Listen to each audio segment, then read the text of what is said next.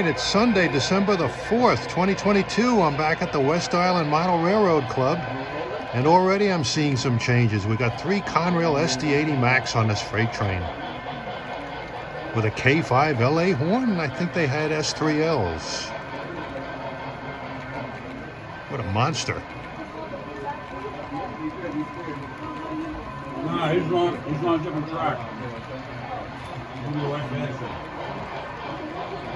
It's like a man. Especially from your height. You're gonna go right between the two of them. Oh yeah, look at that. Woo-hoo. Hit the horn, hit the horn.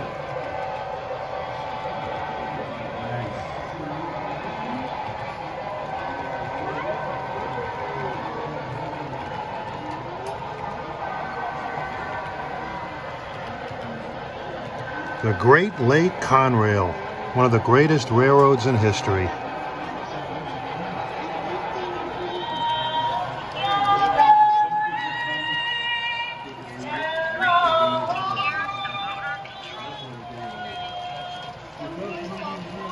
Interesting whistle on that F unit. Here's some Erie Lackawanna F3s.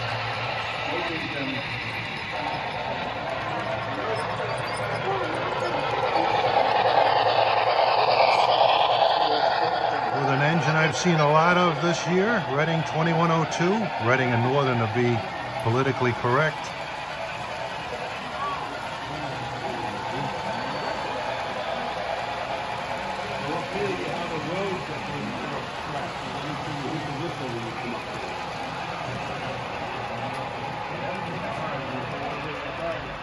All right, we're going to take a little tour of the layout here, and Ben, you'll hear him narrating in the background. He'll tell a little bit about what this layout's all about and why it's designed the way that it is. All right, go ahead. Alrighty, so the layout was built around 2008. We moved here from our previous location in Farmingdale. Now going on 15 years since we've been in this location. That's about right. The layout is, main line is roughly about 600 feet, 650 feet in length. Wow. With another 300 feet on top of it, totaling about 900 of just main line, 900 feet of main line. Scales to about, I want to say 13 scale miles of main line. Wow. That's a 686. This section right here is our westernmost section of the layout that we model. We model from Harrisburg, Pennsylvania to Jersey City, New Jersey on the lower level, and on the upper level we model from Scranton, Pennsylvania to Maybrook, New York. Oh, wow. The upper level converges down in Topton, Pennsylvania, and on the opposite end it also connects at Eastern Pennsylvania. Very Pennsylvania oriented. Nothing wrong with that. It's a great state. So what do you got running today that wasn't running last week? We got some Conrail stuff running. I believe we have some Erie Lackawanna stuff running as well on the upper level. First Thomas is running. Everybody loves that. Thomas the Crane. Bye, Thomas the Crane. I was trying to get it. Alright, so right here on the lower level is our scene of what will be Hershey, Pennsylvania. Hershey was known for obviously Hershey chocolate. They just tore down the building there. Just tore down the building, redid the whole track configuration and everything. It is the largest unit section of track for Hershey and chocolate products in the world. Wow. On the upper level up here, where the CSX consist is our soon-to-be rendition of the Ashley Breaker, Huber Breaker in Ashley, Pennsylvania. How it works is raw coal from the mines comes in, gets broken into specific sizes for sale, and those trains get brought either to the East Coast for export or for their final uses such as feeding New York City school districts and any other industries that needed coal to operate. Got some historic LIRR diesels down there. Some of them are in the World's Fair scheme. One of them is in the Dashing Dan scheme. I'm not really big on Amtrak. Square cabs, Wilkes-Barre. Yeah, on the upper levels are soon-to-be Lieutenant Wilkes-Barre. D&H had a connection here. A lot of railroads had a connection here. We all CNJ was there. CNJ was there as well. Reading and Northern is there today, nearby, in Pittston. Yeah, Pittston is just south. Yeah, I've spent most of my summer in Wilkes-Barre too. Nice town. Very nice town.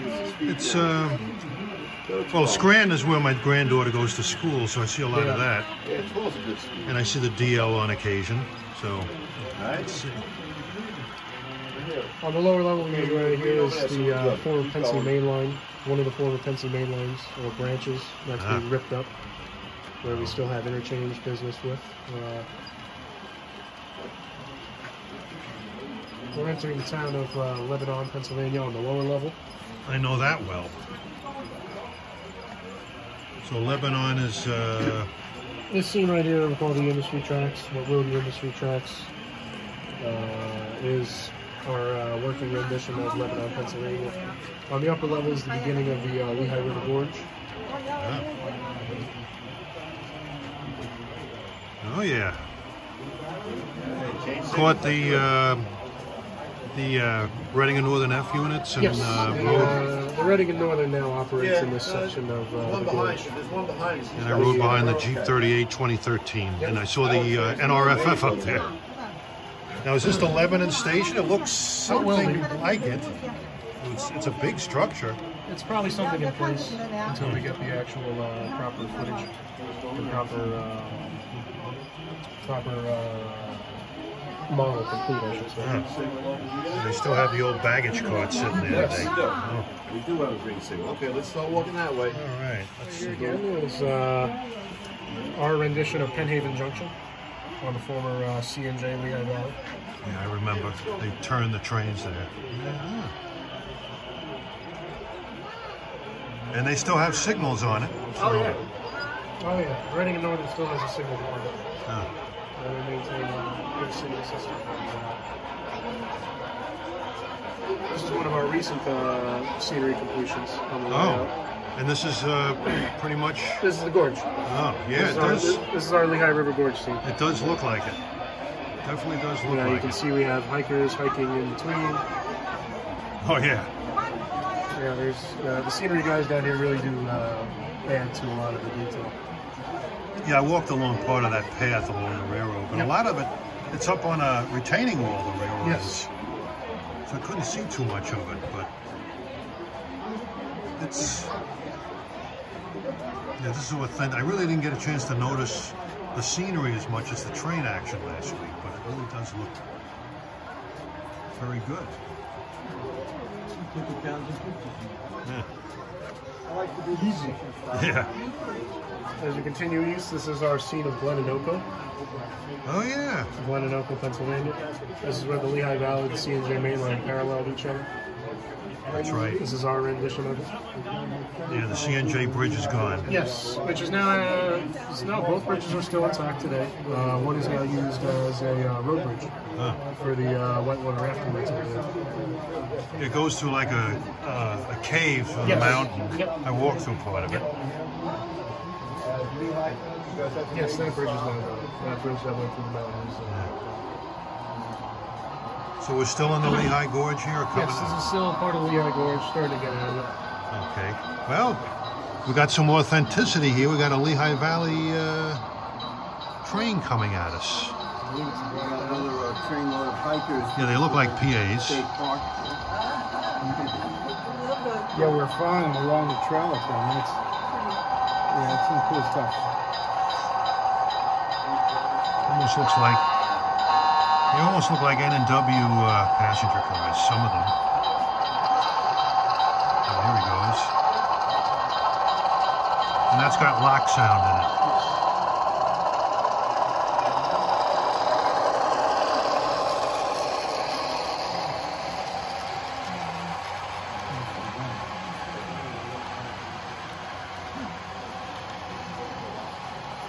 Cool. Well, how you doing with your learning the book of rules? It's going good. Oh. You know, trying my best, trying to stay focused. I guess you have to learn all the Long Island Railroad rules pretty much. Of course. Yes, of course. As we continue east on the upper level, we have the town of Lehighton. This is where the branch from the coal regions branch off. This is a section where the raw coal comes in, interchanges with our railroad, we bring it to the breaker. and it gets sent out to the East Coast. On the lower level is the yard of Reading, Pennsylvania. Reading Yard, the former headquarters of the Reading Railroad, Reading Company, I should say. It's one of our next projects we're probably going to be working on this year, scenery-wise, You got a lot. ballasting and adding detail. And I'm looking at this belt interlocking. I remember, yeah, that's right outside of Reading. Right by the old Schwampach's Diner. That's where it used to be. This interlocking is named after Beltline Junction. Yeah. All these panels are all intertwined into the signal system that our signal engineer Vic has designed for this layout. He was a former signal engineer for the Long Island. I was just going to himself, say, what kind of electronics background does he have? He's a former signal engineer for the Long Island Railroad. I believe he was the chief signal engineer. I'm not sure about that. Good guy to have in your Oh outfit. yeah, 100%. Definitely. Our biggest thing we talk about this layout is that this layout has more PLCs than the Port Washington Bridge. PLCs? Programmable logic controllers. Oh. Huh. Everything that makes the signal system run. These are Reading shops, or our working rendition of Reading shops. Everything will all Yeah, it be, looks something like Reading shops. everything will all be detailed in the future. I always thought that was an attractive scheme too. Oh yeah, And I love the authenticity of the somewhat dirty BN SD40-2. And an SP SD45 that's clean. I never saw too many clean SP units. right out of the shops, right out of Bayshore Yard, probably. Oh, Sacramento, I think, was That's one it. of their shops. Yeah. Moving right along here. On the upper level, you start to notice the scenery starts to become dead almost. We're entering the scene of Palmerton, Pennsylvania. Palmerton was known for the New Jersey Zinc Company. Oh, okay. And it's very dirty business of zinc smelting. Zinc would get mined out of New Jersey and parts of Pennsylvania. Most of everything that was done out there was Yeah. dirty. Coal Yes. mining. But zinc mining was one of the dirtiest forms of smelting. Believe it or not, yeah. I wouldn't have known about the zinc mining. I know about the coal mining. One of the byproducts of zinc smelting is Agent Orange. Huh. So the amount of toxins that were released into the area because of that. Now a lot of those mines, they're growing mushrooms. Yes. New Jersey Zinc was in business from, I believe, 1918 to 1980. It was when it was formally shut down. And the landscape still looks like this today. Yeah, pretty much. Yeah, very, very dead. Yeah, the mountains look like there's not much vegetation on it because of that. Yeah, and it'll be like this for thousands of years. Yeah. Well, there's one town in Pennsylvania that's on fire. Oh yeah, still to this day. Yep. Yeah. The I forget what they call it. the coal mine is still burning. Ah. I forget the name of the town. So you got an RS1 here. I see the name of the station is Fleetwood. This is our scene of Fleetwood, Pennsylvania. The one major iconic building infrastructure scene that made Fleetwood iconic is the Fleetwood Auto Bodies building. The building is still standing to this day. Nice iconic attraction of the Reading Line. It's a pretty town. I was there over the summer. Well, they made the Cadillac Fleetwoods. Yes. Yeah, here we got some SD80 Max up here. One CSX number and the other two on original Conrail numbers. Man, look at the size of the train on this guy. Wow. Rolling pipeline. Yeah. Right. Oh yeah, there's the Fleetwood Auto Body building, which I've seen trackside.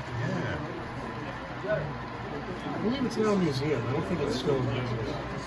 Probably. The Reading line that's alongside is actually it's an underrated line. It's very busy. It's busy and it's very scenic in spots. Very busy. It's Norfolk Southern's main line into New York City now. Oh. Since they can't run freight on the Northeast Corridor. Here comes something I wrote on a couple of weeks ago. This looks weird without the wires and the pantographs up. But nice.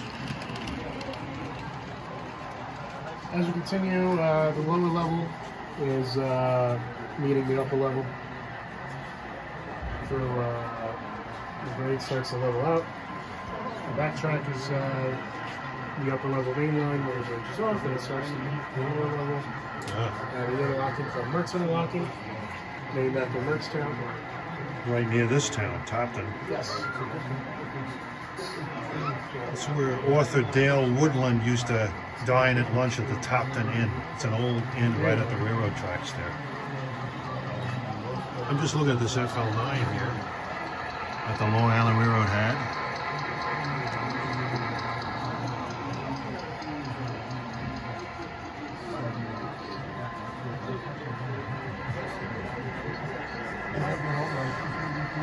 Yeah, miss those.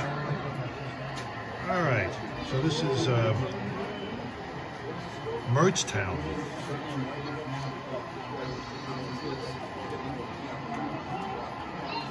One of the industries that we tried to capture almost identically is the Atlas Chemical Building.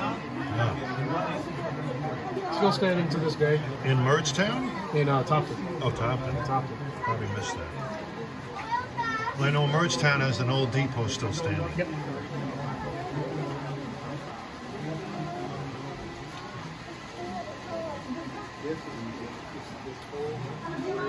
So far, very intriguing. Okay.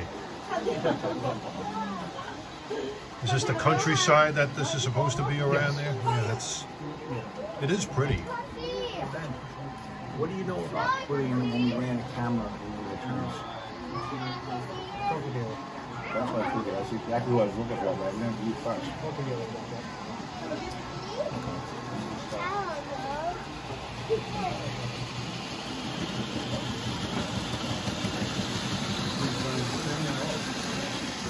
Supposed to be the Tunkhannock Viaduct? Yes, this is one of the few structures that was saved from our old Farmingdale location. Oh, really? It was reused as part of the main line for this layout. This is a representation of Tunkhannock. If you take a look at the emblems inside the pillars, you'll see A and W, which is the reporting marks for the club's layout, the Allegheny and Western. Ah, yes. This was dedicated by a former member. His name is Julius Kupowitz. For anybody who knows who that is the gentleman that retired #1 on the conductor's list for the Long Island Railroad. How we doing? I believe he passed away in the late 90s. I could be wrong. But he had many great stories of being the conductor behind K4s, G5s, I'll bet. E6 Atlantics. He probably owned the highest paying job on the rail. Oh, yeah. He probably had a Montauk round trip or something. I know #4 and #9 was one job that was popular. I believe his main job were trains out of Spion. He would tell great stories of doing about 100 miles an hour from Hicksville to Floral Park. You could do that today, I'm sure. With that triple track? Yes. It's superbly engineered. Somebody told me that they ran an MU from Penn Station to Jamaica in 9 minutes. Oh, yeah, I can imagine. Yeah. Yeah, the third track is definitely going to allow a lot more flexibility. Absolutely. Now, what is this location? This is one of my favorite locations on the layout. This is one of our seam breaks that we use on the layout. I'm not entirely sure what road this is.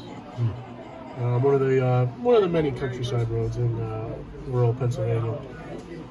No shortage of them. If you take a look right to the west of you, you'll see the cornfields. Oh, yeah. Every piece of corn, every corn plant was planted by hand for that seed. Wouldn't be surprised. There's about 1,000 of them there. All of those were planted by hand. One by one. Maybe you're trying to replicate Mexico Farm Road on the Pittsburgh line. That's in the shadow of the mountain. It has cornfields. A farmer's there. He's Yep, very yep. nice. Doesn't mind rail fans as long as you don't mess up his property. As we wrap around, we start to enter the Allentown area. The track above is our lead for our hump yard, which is an operating hump yard. And it works so well. The natural's going in. And what do we got going on? Because you just, stop moving. Unarticulated. Looks like a 284. Couple of them.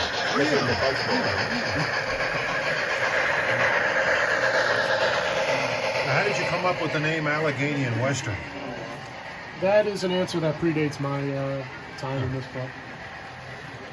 It used to, we had another location and we used to go from Richmond Yes. west.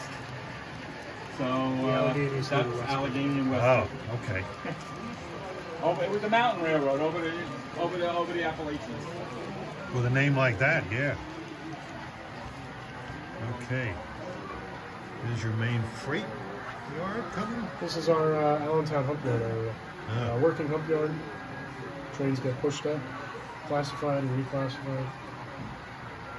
Unfortunately, the hump yard today is still not active. Norfolk Southern closed it. Yeah, I believe they closed it about 2 years ago. they did. But, the yard can hold about 400 freight cars. The arrival and departure yard, which is right next to it, can hold another 400. But at Class 1 standards, it's not the biggest, but for model railroading standards, it's impressive. an impressive building. I believe it's 9 tracks, and then we have 8 tracks for our arrival and departure yard.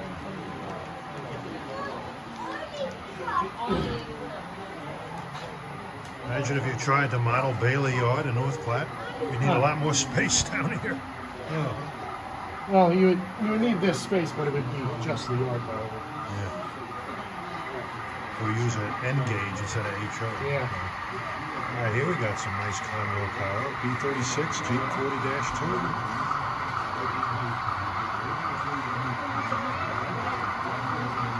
This is all part of Allentown. This is all part of Allentown. Our rendition of Allentown.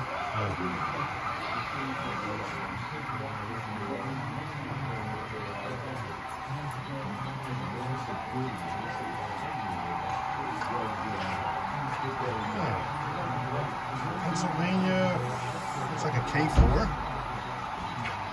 and SP Daylight 4449. I can't read it. Let's see. As we keep moving east, we start to enter the Allentown proper town, city itself.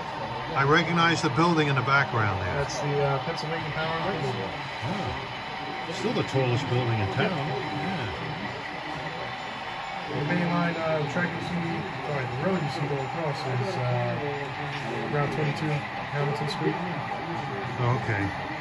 The former trolley lines are paved over. And this is our slow work in progress of Allentown City. Looking pretty good. Looks like.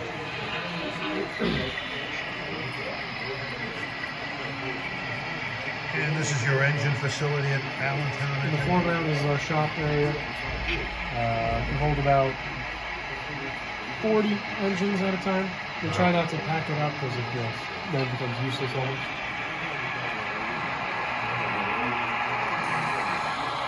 And the roundhouse over here is you're emulating what here? Because I think Allentown had a roundhouse. I know No. Bethlehem did. So the Bethlehem engine facility was for Allentown yard, but the town lines was split right in between the yard, so it became known as the engine facility of Bethlehem. Allentown was never called Allentown engine facility.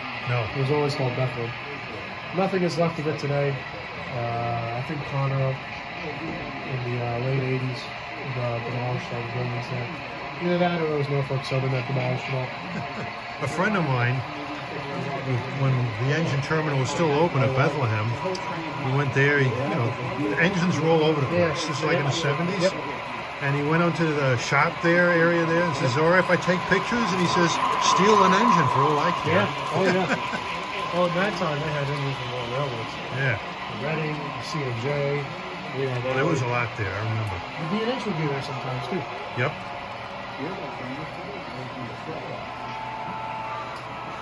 Okay.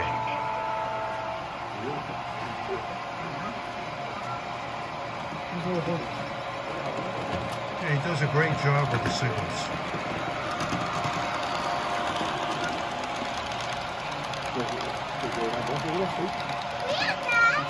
Okay.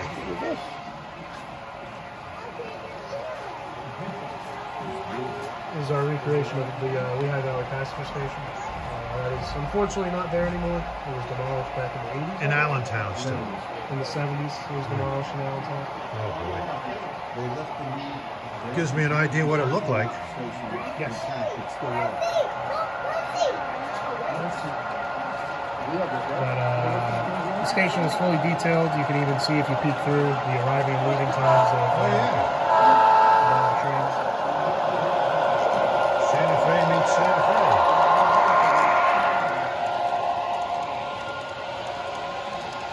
Yeah, you can see the Allegheny and Western Railroad train bulletin, eastbound, westbound. Ah. Look at the detail here.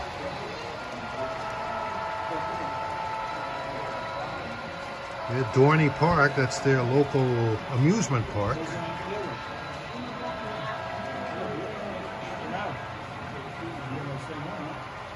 Well, this layout definitely makes this Pennsylvania lover very happy.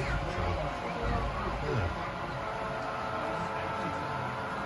We keep moving east to the, still in the area of Allentown. This is our REA building. Yeah. High priority packages are dropped off, delivered, and put onto other trains. It's a shame they went out of business. Oh, yeah. Yeah. They couldn't compete. This is our coach yard for our commuter car operation. Ah. Commuter trains get right over here, and then they get to the station, and they run to Jersey City.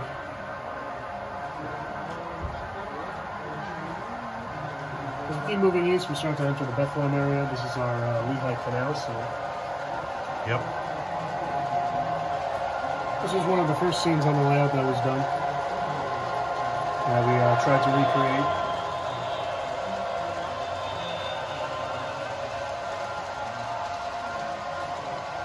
Is this the This hill is to hill this bridge? Is, yes, this is hill to hill. This is Oh, our yeah. recreation of hill to hill. The double track main line is the Lehigh Valley bypass main line for Allentown. Oh yeah, and that's the line going across goes to the yard at Allentown. The line that goes across the main line is the former Reading's main line from Allentown to Philadelphia. I had the pleasure of riding on it a couple of times. They still ran commuter service up until the 80s, I believe. They ran to Allentown briefly. Yeah. And the track in the background is the connection into Allentown Yard. And there's the bridge that crosses the river that goes towards Bethlehem and This is Allentown. what's known today as CP87 or CP Bethlehem. On the, Yeah, I was there one December day with CP Bethlehem. yep. They have this other railroad that works there. It's like a local switching company, Lehigh It's, Valley. Lehigh Forge, I believe is the name of the railroad. It's what's left of the steel industry, Ah, I believe. This building right here is the former C&J passenger station for Bethlehem, wow. which is now a church, I believe. Well, I remember the Reading one. Now it's a hospital. Yeah. And appropriately, you have a Conrail freight going by. What road is this supposed to be? I forget. It was there. Couldn't tell you. The hill to hill, I know. Some nice ET-44s and the soon-to-be disappearing Southern Bell scheme. I'm sure Yeah. that's going to go. It's a travesty. And what is this building right here? This is the powerhouse building for Bethlehem Steel. Oh, What used to be here is the former candy industry. They would take corn syrup, sugar, many interesting freight cars for candy making. I forget the name of the industry, but there was a candy business here. And in the background, you see the receiving yard for Bethlehem Steel. So yeah.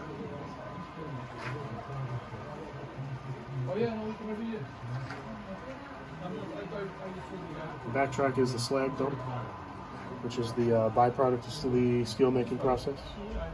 Yeah. Slag would get dumped right on the side of the mountain. And the old mill is still standing. Yep.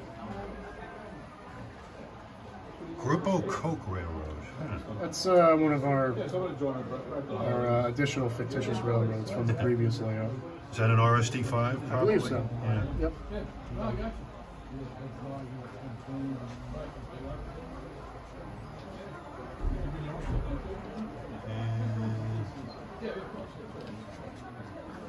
This area here is Bethlehem Yard still? Yeah, the arriving and departure yard, A and B yard, is still wraps around. A couple of Erie Lackawanna Jeep 9s. You know how you can tell a Jeep 9 from a Jeep 7? I know the... That louver. There's only one. A Jeep 7 has 3. Right. The Erie Lackawanna also like to make their numbering system based on the horsepower ratings. Erie Lackawanna itself, I think they only had a half a dozen Jeep 9s. They had a lot of Jeep 7s, though. Those were all carried over from the Lackawanna and the Erie. I'm glad they adopted the Lackawanna colors when they did the merger paint. Oh, yeah. So much better. Beautiful paint scheme. Gorgeous. This is our work in progress of Bethlehem Steel. Huh? Major complex. Indeed. This almost doesn't do it justice. Bethlehem was a massive complex. To give you an idea, 80% of all the buildings in New York City were built with steel from Bethlehem. Yeah, I'm sure. And during World War II, Bethlehem produced over 1,100 ships. That should give you an idea, is about a ship a day. Wow. Between Bethlehem Steel and U.S. Steel, they were probably the biggest steel companies. The furnaces never turned off. It was a 24/7 operation. Yeah. And once you turn them off, it'll take a long time to get them back up again. Exactly. Yeah. This is our rotary dumper scene. Unfortunately, it doesn't rotate. We don't do what we call live loads here. Yeah. We used to do live loads at the previous layout, and instances have pushed us to not do live loads anymore.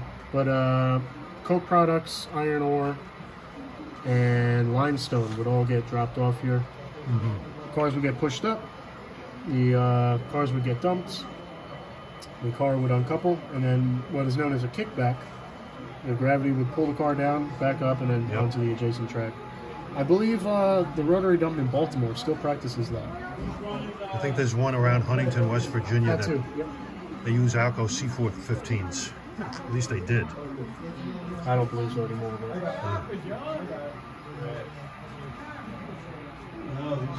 And let's see. As we keep going east, we start to enter our eastern Pennsylvania scene. One of the recently completed scenes on the layout. And beautifully done. Yeah, it is. Beautifully done scene. The building is still standing. The building supports the track, so we can't demolish the building. There's efforts today, I believe, to turn it into a museum. Huh. Yeah, I've seen pictures of it. It looks like that. A lot of railroads go through and around Easton. Yes. Yes. This is where the upper level branches off again. Mm-hmm. This time on this side, it's the Lehigh Hudson River main line. And as we cross the Delaware into New Jersey, this is our recreation of the Lehigh Hudson River Bridge scene. Coming into Phillipsburg. Right. In the foreground, we will have the Lehigh Valley and the C&J main line bridges built. Those are currently a work in progress. And As we start to continue east, the upper level starts to gain in height. It's about a 2.2% grade. Increases about 9 inches and 48 feet. That's significant.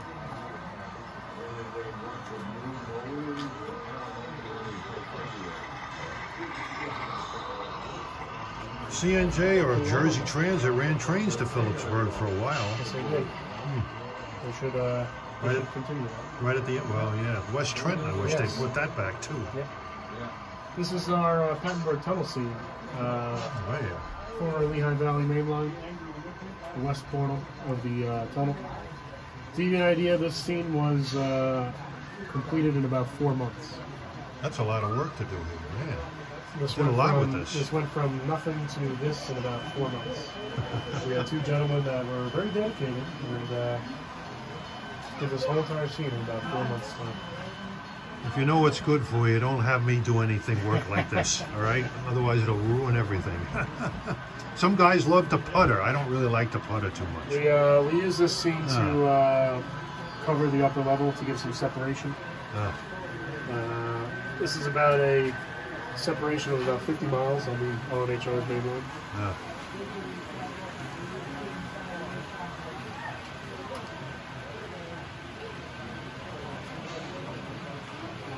This scene right here is our Pettenberg Quarry scene. Oh, okay. Another recently completed scene. I think that tunnel is normally less than a mile long. Yeah. It's not it's one of the longer Conrail tunnels, but not the longest. Here we go. This is what I wanted to see. SD45s and an SDP45 in the back,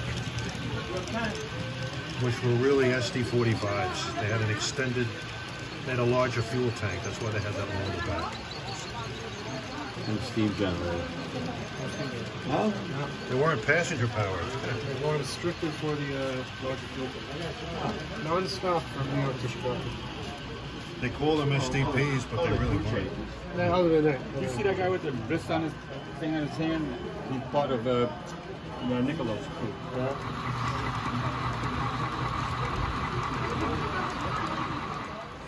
Plainfield. One of these guys. This is our working scene. We haven't really gotten here yet of Plainfield, New Jersey, and Plainfield Yard eventually in the background, working to the east. On the upper level is our scene of Warwick, New York, the headquarters of the Lehigh and Hudson River Railway. Yeah, never been up there. Very, very nice town. Very nice town. Not too much railroad out there anymore, but definitely worth the trip. Yeah, I really haven't been up on the Susquehanna or the LNHR. It looks like pretty country up there. Yeah. The track in the foreground on the upper level is our Ogdensburg zinc mine track lead. Zinc cars and about 4 or 5 covered hoppers will get picked up and dropped off. The zinc smelting was illegal in New York and New Jersey, but mining zinc was not illegal. So very similar to fracking today. Fracking is illegal in New York, but mining the sand for it is still legal. Well, it's like in New York, freshwater fishing, you need a license. Yes. Pennsylvania, you don't need anything, supposedly. Because I saw a bunch of people in Matamoros, PA, fishing on one side, and nobody was on the Port Jervis side.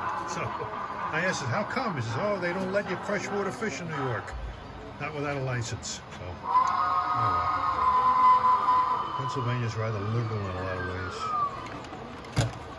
Okay, where are we heading now? As we continue east, this is our east end of Warwick. On our layout, Warwick is just a passing siding. And in reality, it was an 8-track yard where the Lehigh and Hudson River classified their trains.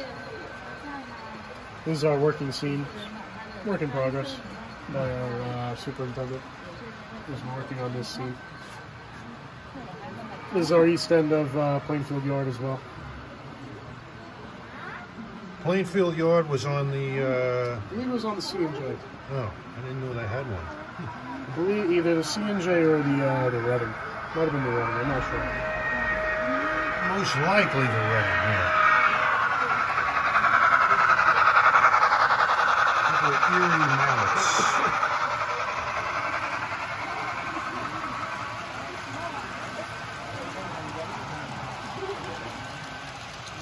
All right, This what is do we got? our New York Bay Drawbridge and Liftbridge team. I thought that looked familiar. Yeah. Former CNJ and former Lehigh Valley. The track in the foreground is the branch line to Greenville, New Jersey for the float operations. And the double track main line in the background is for the CNJ's main line in New Jersey City.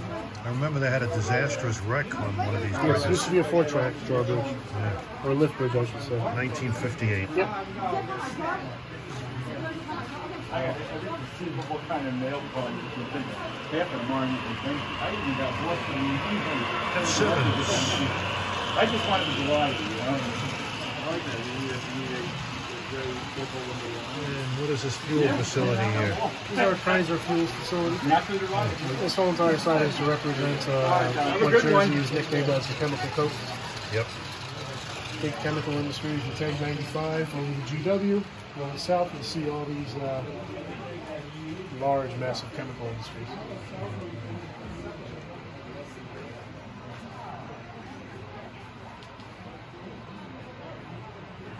And in the foreground is our Greenville operation. This is where trains that get floated over New York Harbor to points east.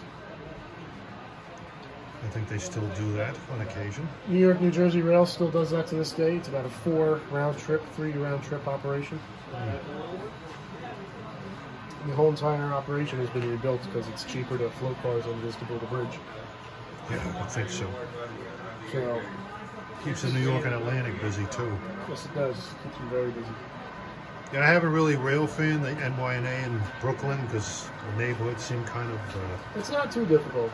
There's some nice areas. You just got to get there at the right times. But this is our float operations scene. How it works is cars get loaded onto a barge. It's about 15 cars at a time per barge. The modern day barges are like 4 tracks and they hold like 25 cars now. Yeah, they have weight restrictions. They have weight to. restrictions as well.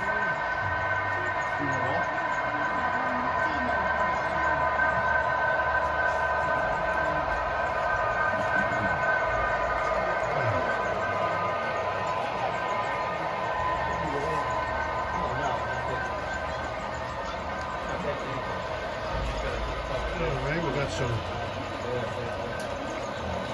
Got the class unit of the Long Island Railroad Cheap 38s right there. Cheap 38-2s, 250. 372s. Now we're getting into some bread and butter here. And we're now back where we started pretty much. This is the east end of the staging yard. On the lower level is Jersey City Staging. How the staging yard works is, if you imagine like a musical or a play, the staging yard is the off stage.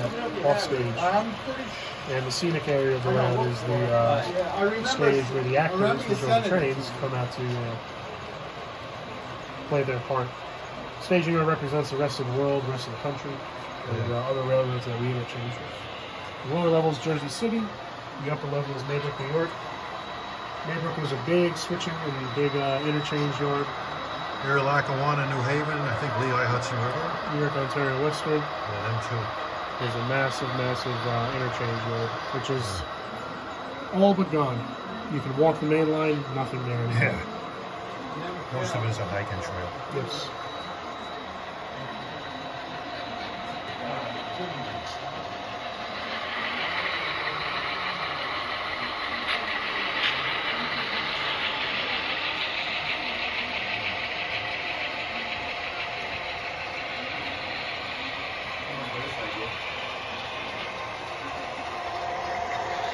Here we go. This is the pride of your father's collection, right? Is your father here today, or? Not today. GP60M. GP60B. Another GP60B. And yet another GP60B. And a B40-8W. I don't know. This tops them all, this paint scheme. There's nobody that's better. Kansas City Southern might be good. What'd your father do? He was a long-distance trucker. He's a long-distance trucker. And brothers from New York to California. How long did it take him to do that? He was with another guy, so his best record was 47 hours, coast to coast. But most of the time he was on his own, so he would take about 3 days, and he would see all these trains of the Midwest when he was out there. Take photos, so on and so forth. I've seen some of these super calves that they have nowadays. Yeah. They look like you could go swimming in them. Yeah. They're huge. Well, here's the Erie Lackawanna FAs. FA2s. Yeah. And my favorite Armour yellow paint scheme here.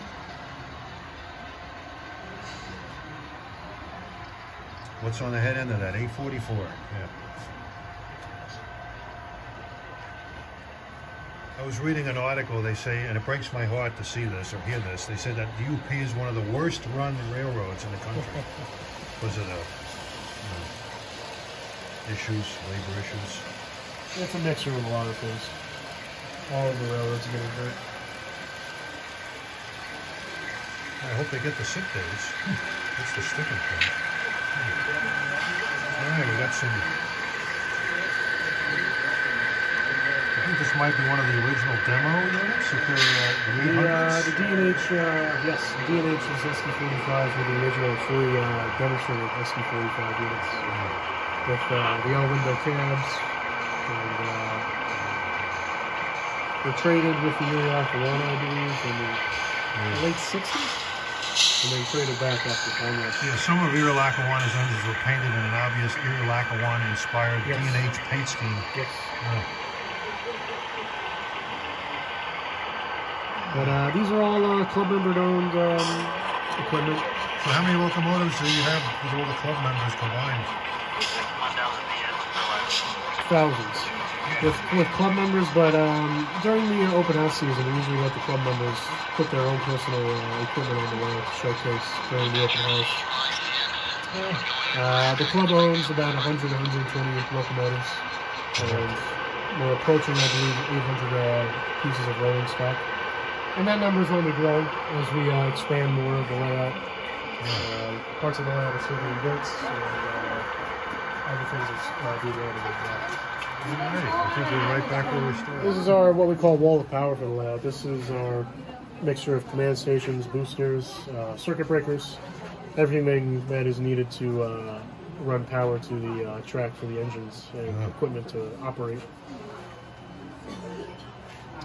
Each section of the layout is properly labeled and broken into specific sections.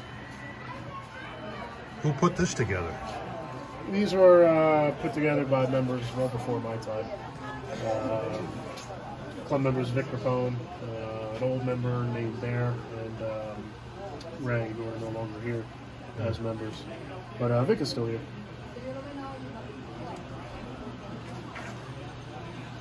Don't ask me to elaborate on what these parts are. Remember what I got in college when I took basic electronics.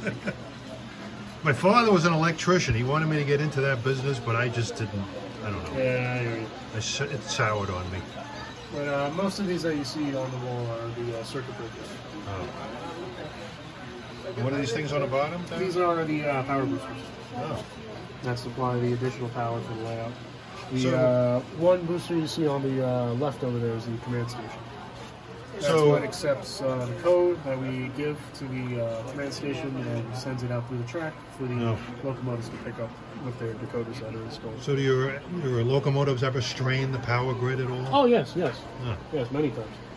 We've had members that have put together 10-unit consists and have blown some breakers. It's possible. We try to keep some restrictions, but it's possible. But I guess that 5-unit Santa Fe and they're all powered engines. So well, the modern stuff now today really doesn't draw a lot of power. Oh. The motors are, they're very well efficiently made. Having a locomotive pulling half an amp is a lot. Oh, okay. Yeah, for nowadays standards. So if you buy a locomotive in a store that has lock sound in it, how do you program the sound, the horn, the bell? So if you buy a locomotive that's already pre-installed with a sound decoder, the sound is already installed for that locomotive. You have all the bells, the whistles, the prime mover sounds, those are already pre-installed. Well, how do you choose what you want? Locksound offers their own personal programmer. It doesn't have to be Locksound that you have to buy, but I mean, I'm told that's probably the best. it's the standard. It's the decoder of choice that I use for some of my equipment. What is the decoder? What is that? Does that come with the locomotive? Yeah. You can buy it with or without the locomotive. How much? The decoders themselves range about $100. Oh, wow. Speakers another $10-15. So I guess if I wanted to buy like a UPS T70M and a decoder, you're probably talking about maybe almost $300, I would think. Yeah, just underneath that. Oh. Well, I'm going to Springfield in January. I'll see what they've got up there. They got a lot of stuff up there. You'll be able to get a lot of good deals there as well. Oh, okay. This is the dispatching center, which isn't up and running right now, apparently. But how does it work when everything is working normally? This is our, what we call centralized traffic control, CTC panel for the entire layout.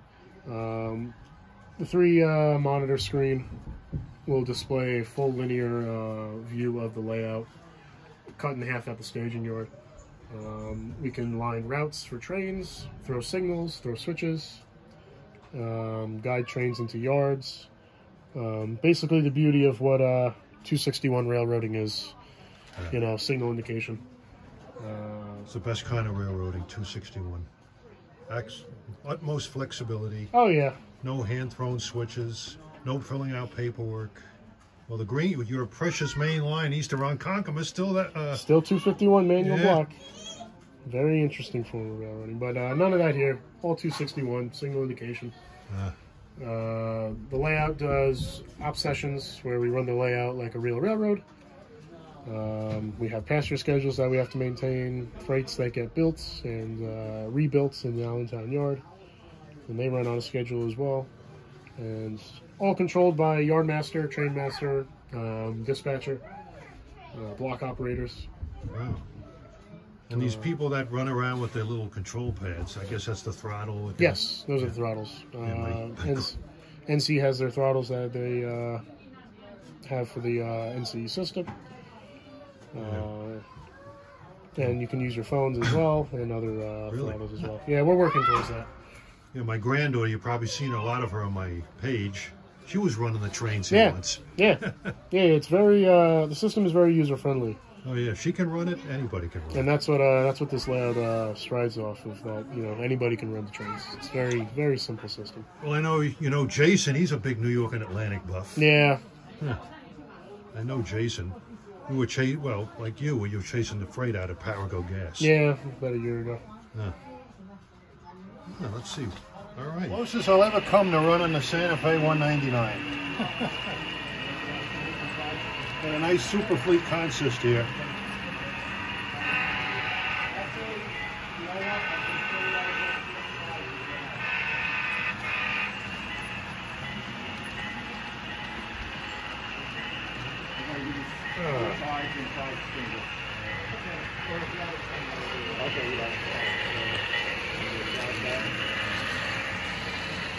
Too bad you didn't have a ABBDA set with the That's good, like the box one, so that's what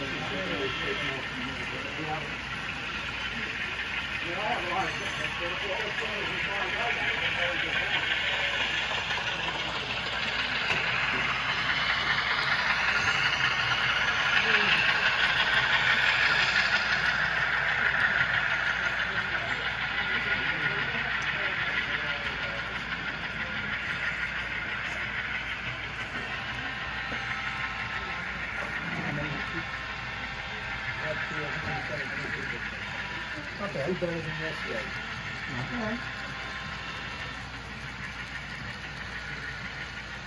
Okay.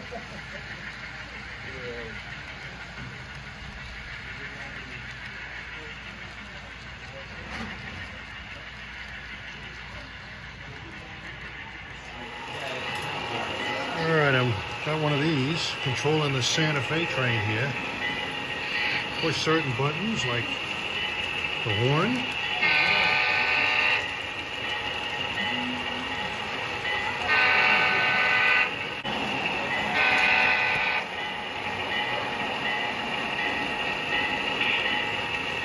Turn off the bell. Turn on the bell.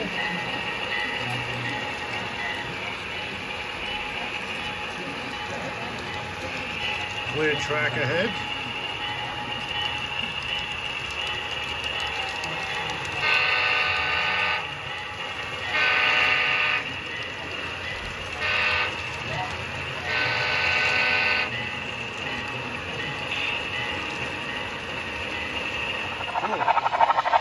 Now I'm fulfilling a dream here, running the Union Pacific 844.